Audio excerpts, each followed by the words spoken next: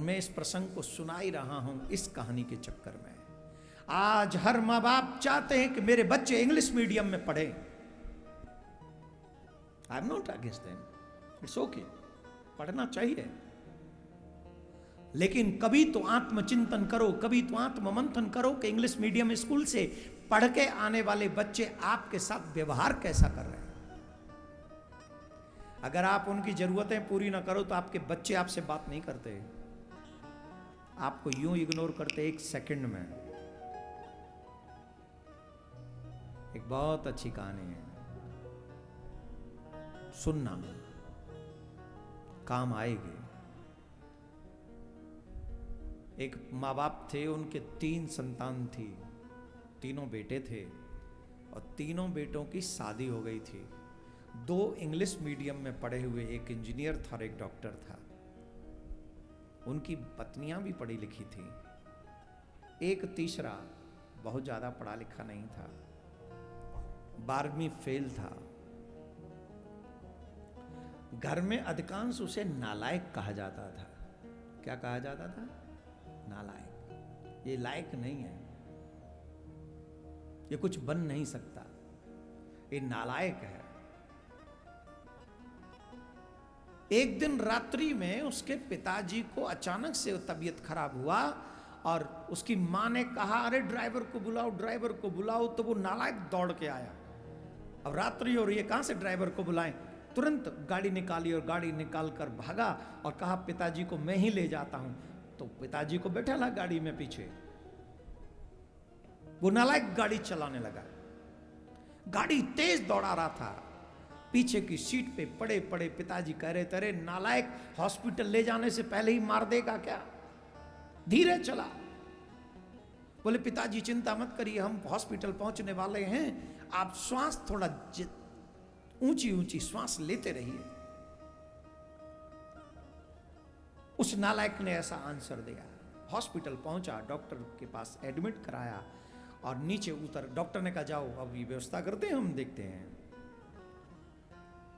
अब वो नालायक सोचने लगा कि कहीं मेरे पिताजी ज्यादा अस्वस्थ न हो जाएं, क्योंकि उसने नालायक शब्द जीवन भर सुना था। उसने यही सुना था कि ये नालायक कुछ नहीं कर सकेगा अपनी लाइफ में, सड़कों पे मिट्टी डालेगा। और जब शादी हो गई तो लोग कहते थे, पता नहीं इस बेचारी के कौन से भाग्य फूट गए थे जो इस नालायक के पल्लू बंध गई। सब लोग नालायक नालायक नालायक नालायक उससे कहते थे। बस उसका नाम जो था वो जीवित कर रखा था, तो उसकी मां ने, वो मां नहीं कहती थी नालायक उसे, बाकी सब नालायक, भाई तो नालायक, भाभी तो नालायक, सब नालायक कहते थे। वो रो रहा था। हॉस्पिटल में ही भगवान का मंदिर था, मंदिर में जाके खड़ा हो गया और प्रार्थना कर रहा था। सोचते सोचते उसे डर लगा, कहीं ऐसा न हो कि मेरे पिताजी को कुछ हो जाए। भगवान से उसने मन से प्रार्थना की और भगवान से की हुई प्रार्थना कभी निष्फल नहीं जाती। सुबह डॉक्टर ने उसको बुलाया और कहा कि तुम्हारे पिताजी ठीक हैं, तुम जाओ, इनको अपने घर ले जा सकते हो।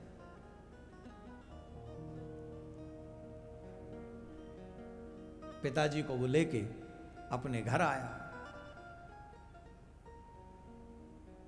पिताजी को घर लाया, घर में बिस्तर में लिटा दिया और कहा, पिताजी ज्यादा हिलना डुलना मत करना। पिताजी बोले, नालायक, तू सिखाएगा मुझे क्या करना चाहिए, क्या नहीं करना चाहिए, तू बताएगा। तुझ पे एक काम ढंग से नहीं होता। इतनी तेज गाड़ी दौड़ा के ले गया था, कल कहीं एक्सीडेंट हो जाता तो मैं आज घर में ही नहीं आ पाता, नालायक कहीं का। वो बेटा चला गया, उसकी मां से बर्दाश्त नहीं हुआ। उसकी मां ने कहा, इतनी भी बेरुखी किस काम की। हम चाहेंगे थोड़ा सावधानी से सुने प्लीज। भाई साहब, भाई साहब,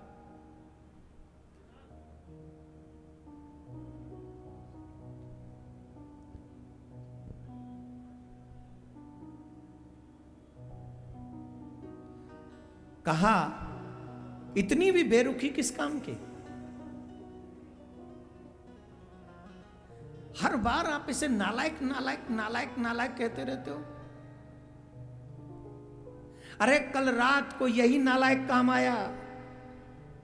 आपके दोनों, वो एक इंजीनियर एक डॉक्टर, रात भर बिस्तर में पड़े रहे।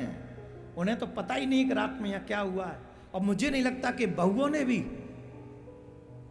उन्हें बताने की कोई जरूरत समझी होगी कि आपके साथ ऐसा हुआ है। यही एक नालायक था जो आपको लेके गया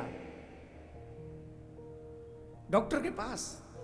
ड्राइवर को भी नहीं बुलाया, आवाज भी नहीं दी थी मैंने तो डॉक्टर इसको बिना बुलाए ही दौड़ा चलाया।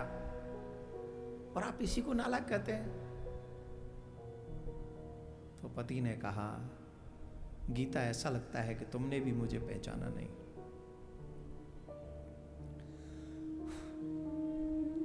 तुम भी सिर्फ मेरे शब्दों पे ही चली गई। मैं से नालायक कहता हूं, इसका मतलब ये नहीं कि मैं से नालायक समझता हूं, पर मैं अपने दो लायक बच्चों को देखता हूं ना, तब मुझे डर लगता है। वो दो लायक रात्रि में मैं मर भी जाऊं तो एक डॉक्टर और एक इंजीनियर मुझे देखेगा भी नहीं, और एक नालायक बिना आवाज दिए दौड़ा चलाता है। तो मैं जब दो लायक बच्चों को देखता हूं ना, तो मुझे डर लगता है।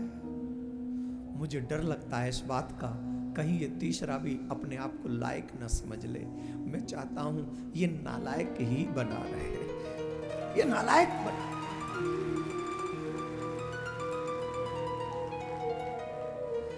मैं नहीं चाहता कि ये लायक बने। उन दोनों जैसा लायक नहीं चाहिए मुझे इसे महसूस कराना ये लायक नहीं। तुम मेरा अभिमान समझ लो, इसे मेरा स्वार्थ समझ लो। सच बताऊं गीता, उन दो लायकों से ज्यादा इसे प्यार करता हूं मैं, पर मैं बोल नहीं सकता। मैं इसे सीने से नहीं, हृदय से नहीं लगा सकता। जानती हो क्यों? कहीं ये भी अपने आप को लायक समझ बैठा तो मेरे बुढ़ापे का क्या होगा? मैं तो अकेला पड़ जाऊंगा, 3 बेटों के बाद भी अकेला।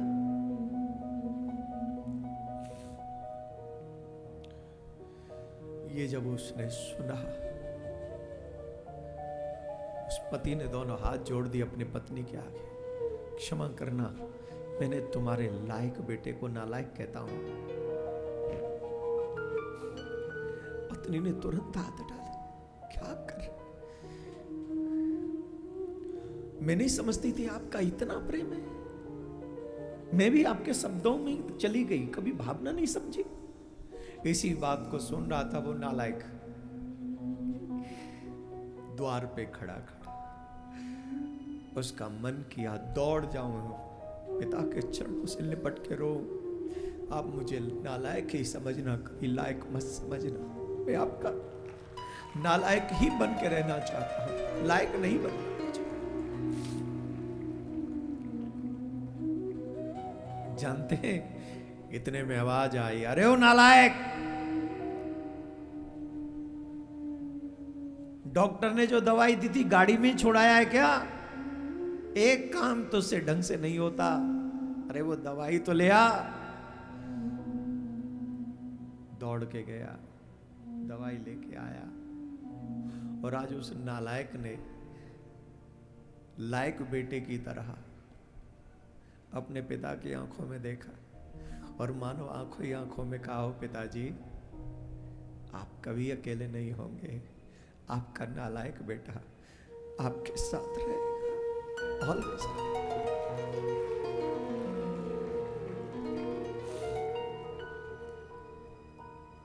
आज ये स्थिति समाज की है। कितने इंग्लिश मीडियम वालों ने पैसे हमसे कमाए, कितने हमने अपने बच्चे उन स्कूलों में भेजे, पर वापस सनातनी परंपरा के लोगों ने अपने बच्चों में क्या पाया है? लायक। या नालायक। इसका चिंतन न आपने किया, न समाज ने किया, न कोर्ट ने किया, न कोई और करता है। इसका दुष्परिणाम कभी पत्नी मारी जाती है, कभी पति मारा जाता है, कभी बच्चे मारे जाते हैं, कभी माँ बाप मारे जाते हैं। इतनी क्रूरता हमारे समाज में आ गई है कि अब हम एक दूसरे की शकल भी देखना नहीं चाहते। ये सिर्फ और सिर्फ परिणाम है मॉडर्न एजुकेशन का।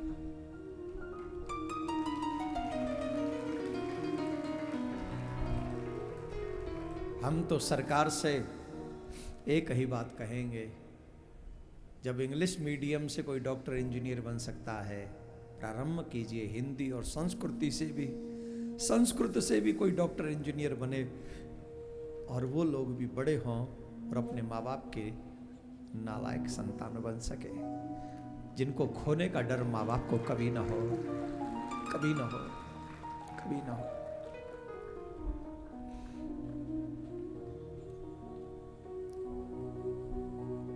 ऐसे बड़े हो गए तो क्या लाभ, जैसे माँ बाप ही डरने लग जाए।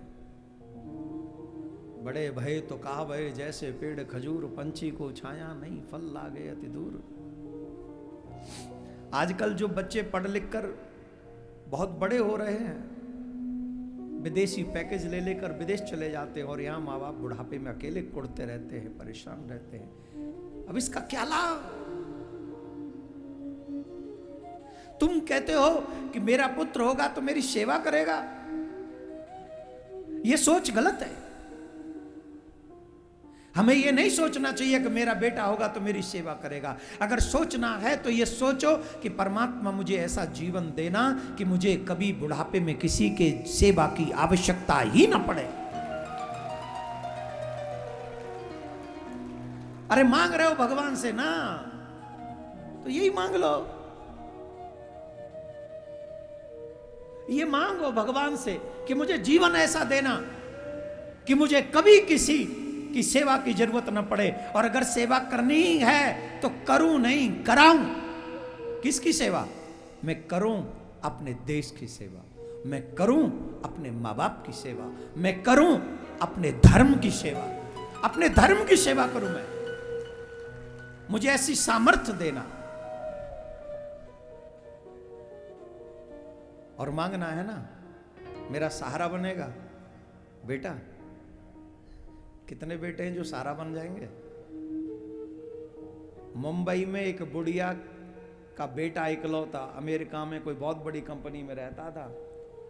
बुढ़िया फोन कर करके बुलाती रही, बीमार पड़ गई, नहीं आया। मम्मी छुट्टी नहीं मिल रही, छुट्टी नहीं मिल रही। और कब वो बुढ़िया मर गई किसी को पता नहीं। बहुत दिनों बाद जब वो फ्लैट खुला तो भाई साहब सिर्फ हड्डियां मिली थी फ्लैट में, सिर्फ हड्डियां, मांस भी नहीं था। ये तो टीवी चैनलों पर आई हुई खबर बता रहा हूं मैं आपको। हम लोगों में बहुत आसानी से हम लोग कह देते हैं, उनकी किताब में बताया जाता है काफिरों को मार दो, उनकी किताबों में बताया जाता है पराई बहू बेटियों की इज्जत उतारो, या जो भी उल्टा सीधा काम करना है करो। वो 25 करोड़, हम 100 करोड़। हम 100 करोड़ होकर भी 25 करोड़ की किताबों में झांकते हैं। हम देखते कि उनकी किताबों में क्या है, लेकिन हम 100 करोड़ होकर भी कभी अपनी किताबों में झांकने की कोशिश नहीं करते कि रामायण में क्या है, गीता में क्या है, भागवत में क्या है। कभी नहीं झांकते। मैं पूछना चाहूंगा आपसे, बताइए कौन सी ग्रंथ में ऐसा लिखा है कि तुम्हारे ऊपर कोई आक्रमण करे और तुम वहां से भाग जाओ? बताइए। हम लोग पाकिस्तान से भागे, कश्मीर से भागे, हम लोग बांग्लादेश से भागे, भाग रहे हैं, भाग रहे हैं, भाग रहे हैं। ये भागना ऑप्शन नहीं है। देश की और धर्म की सेवा करो। माता जी 10 मिनट और बैठ जाइए बस। माता राम सिर्फ 10 मिनट, पूरी हो गई कथा,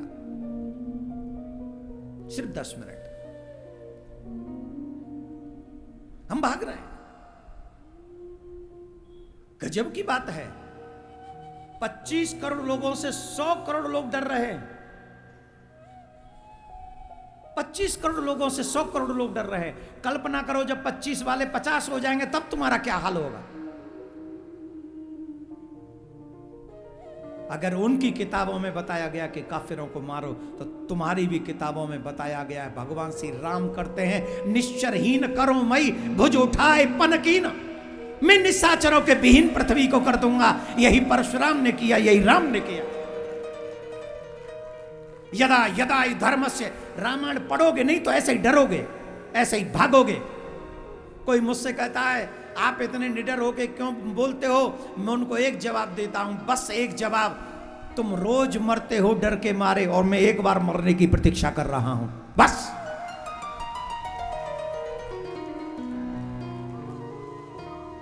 अपुन किसी के बाप का खाता नहीं है रे, अपुन किसी के बाप का खाता नहीं है, पर अपुन ये जानता है कि ठाकुर जी के रजिस्टर में अपना भी एक खाता है। अपुन ये जानता है कि ठाकुर जी के रजिस्टर में अपना भी एक, और मैं तुम्हें दिखाने के लिए, तुम्हें मनाने के लिए नहीं बोलता। मेरा उद्देश्य एक है, मैं चाहे अर्जुन न बन सकूं, लेकिन अर्जुन के रथ के पहिए की एक कील बन सकता हूं। हे कृष्ण, एक कील बनूंगा और जब तक जीवित रहूंगा धर्म की सेवा के लिए तत्पर और तैयार रहूंगा, चाहे इसकी कीमत कोई भी चुकानी पड़े। अब ये तुझे डिसाइड करना है कि मुझे अभिमन्यु बनाना है कि अर्जुन। ये तेरा डिसीजन होगा, मेरा नहीं। तूने अगर अभिमन्यु भी बना दिया तो भी इतिहास के पन्नों में देवकी नंदन का नाम रहेगा।